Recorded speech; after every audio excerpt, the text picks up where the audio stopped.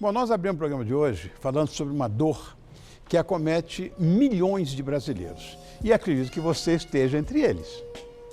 Chama-se dor de cabeça.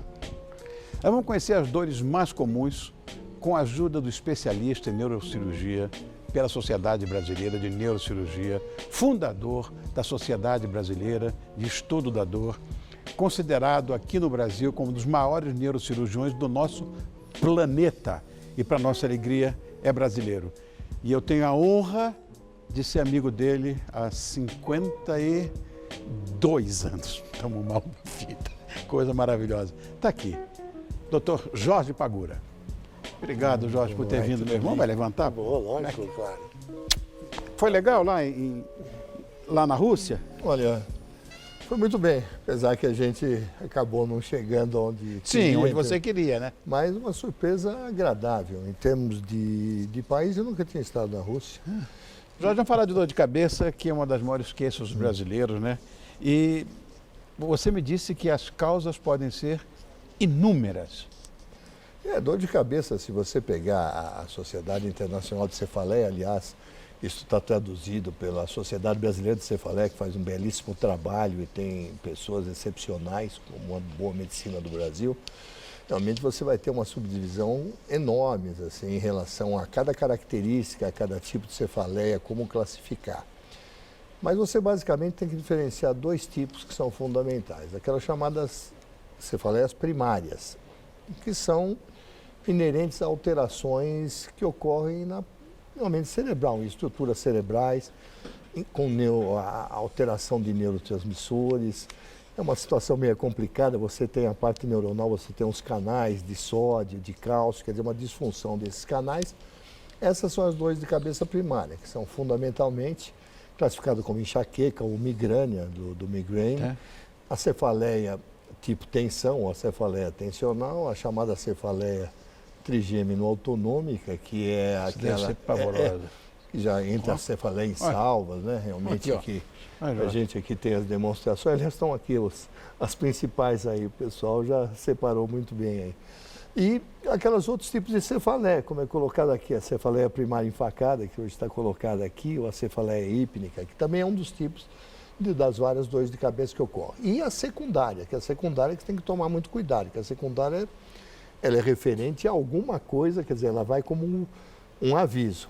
Pode ser desde uma sinusite, até uma meningite, até uma ruptura de aneurisma, até uma alteração vascular. Então, essas são dores que se apresentam pela ocorrência de algum outro tipo de doença. Eu fiquei meio impressionado com uma história que é a cefaleia primária de facada. Como facada? Não, que é essa isso? já é uma particularidade. A cefaleia de facada é uma dor de cabeça, uma cefaleia. Normalmente ocorre na região frontal, na região orbital, ela dura 3, 4 segundos. E ela precisa tomar cuidado, eventualmente, para diferenciar. Existe uma outra situação, que é a neuralgia de trigêmeo, que pode vir em choque, né? Que essa é uma dor muito forte, mas essa é uma dor, e normalmente ela não é comum de você ter a cefaleia enfacada, mas ela pode ocorrer principalmente naqueles indivíduos que têm ou a enxaqueca ou a cluster, como uma pedradinha que ela dá, e essa acaba não tendo assim uma grande preocupação em termos de fisiopatologia ou ocorrência, mas ela existe e ela normalmente é difícil que você só tenha essa facada isoladamente.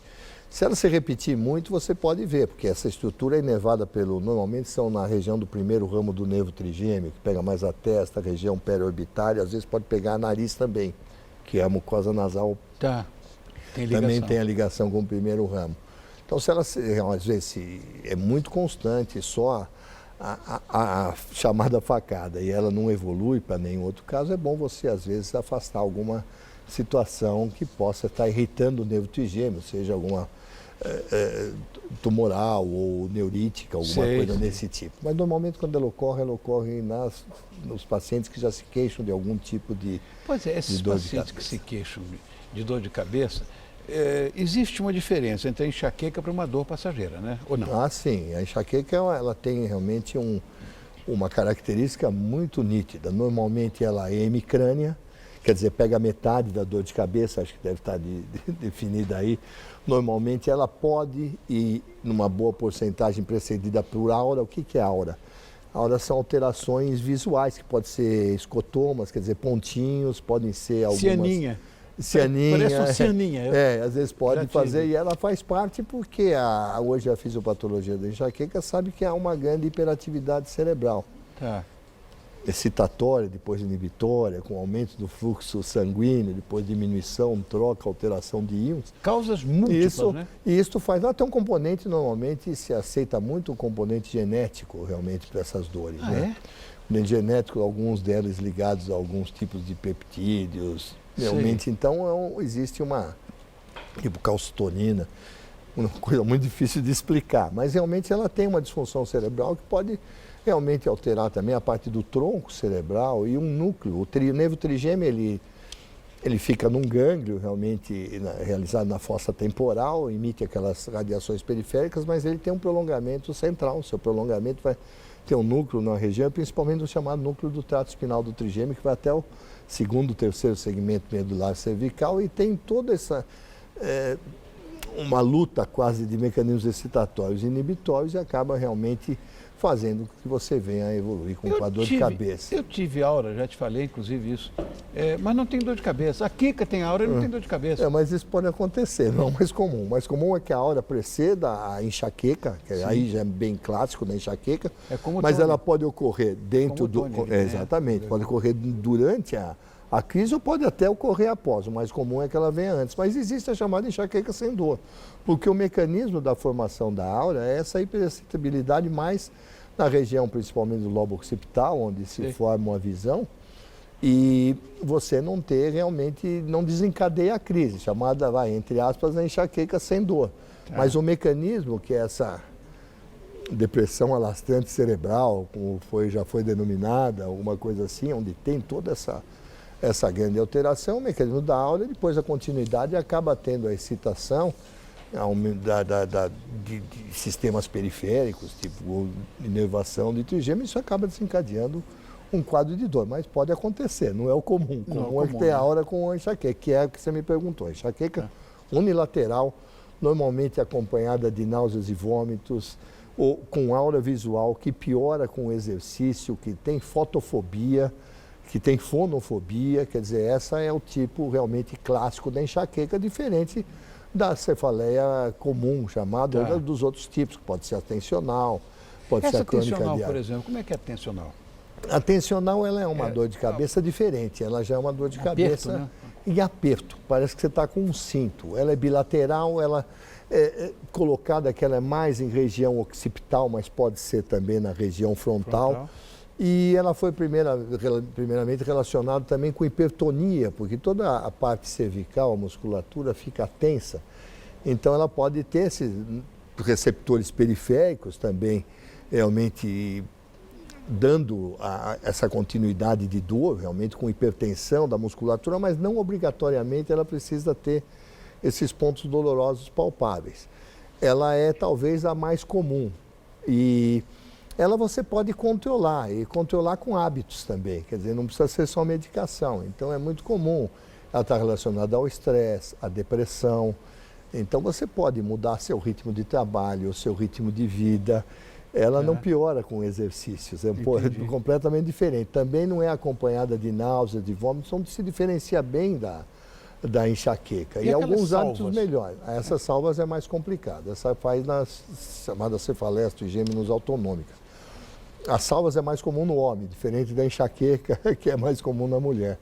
A salva é mais comum. E a salva, ela realmente é uma dor muito importante e apresenta fenômenos vegetativos. Fenômenos vegetativos, tipo, lacrimeja, o nariz escorre, o olho fica vermelho, normalmente ela é periocular e tem uma intensidade realmente... Isso quando você pega um paciente com cefaleia em salva, realmente ele tem vontade de bater a cabeça na parede, realmente. Ele vem realmente com um quadro muito bom. Então você vê que são situações diferenciadas, dá para diferenciar. O clínico normalmente bem informado e o neurologista ele está muito a par para realmente diagnosticar. E acontece mais de uma vez por dia, pelo que está escrito ali. Ah, sim, você tem que realmente, você vê que ela demora às vezes mais comum é que ela demore mais de 15 minutos. Se ela der 15 minutos e passar, realmente está bom essa repetição, mas vê que ela realmente é constante, é de E difícil aquela, Jorge, que você tratamento. dorme, a tal da hípnica, não é isso? Não. Aí foi chamado, você falou, do despertador até num tempo lá para trás.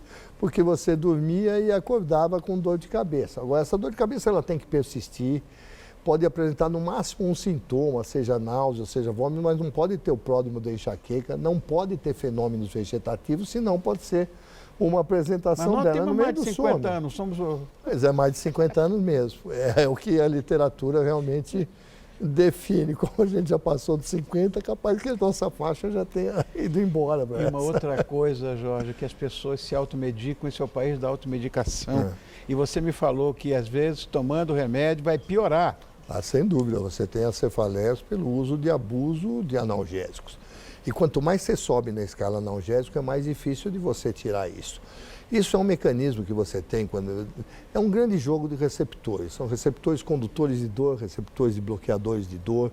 Você tem já em níveis segmentados o sistema nervoso, a chamada excitação, inibições. Então você às vezes provoca algum já tipo de sensibilização central. Então você vai tomando analgésicos, aqueles analgésicos comuns, aí você entra para o anti-inflamatório não esteroide, aí você começa com as ergotaminas, quer dizer, isso sem orientação médica.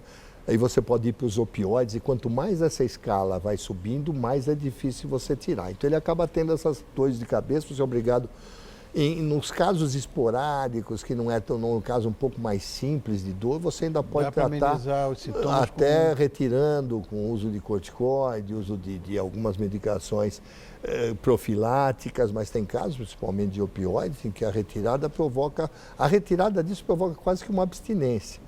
Então, às vezes, você tem que até fazer isso em regime de hospitalização. Então, o que a gente sempre coloca é o seguinte, olha, uma dor de cabeça, primeiro, se você nunca teve dor de cabeça e apresenta uma dor de cabeça, ou se a dor de cabeça muda muito de característica, dá uma corrida no médico. Tá. Não vai se automedicar. Segundo, se está tomando um remédio, é lógico que ninguém para uma dor de cabeça que começa vai procurar o consultório, mas de repente ele toma um dia, toma outro, essa dor acaba se prolongando, uns 5, 10, 15 dias, um mês, com excesso de você realmente tem que ir e tentar ver e tentar tomar a medicação adequada. Existem medicações adequadas, realmente tem vários tipos, vários segmentos que você pode utilizar de acordo com o diagnóstico da cefaleia, mas é fundamental. Eu sempre recomendo. Uma dor de cabeça normal é lógico, você realmente vai tomar um analgésico, principalmente analgésico comum, não comece a inventar muita droga misturada. Se a coisa não melhorar, procurar um médico para uma boa orientação, para que você não venha com medicações inadequadas e em excesso provocar um quadro que vai ser muito pior do que o seu quadro original. Entendeu? Entendeu, né? Então não vai se automedicar, que é mania do brasileiro isso. Jorge Pagura, o maior neurocirurgião do nosso país. 1,83 m, né? Não, que orgulho eu tenho de ser teu amigo, sabia? 52 anos de amizade. É um prazer. Aliás, a gente precisava fazer o revival disso. Vamos. Obrigado, Olha, um Jorge. grande prazer sempre estar com querido. você, tá obrigado, bom? obrigado, viu? Okay. Beijo em casa. Obrigado, Jorge.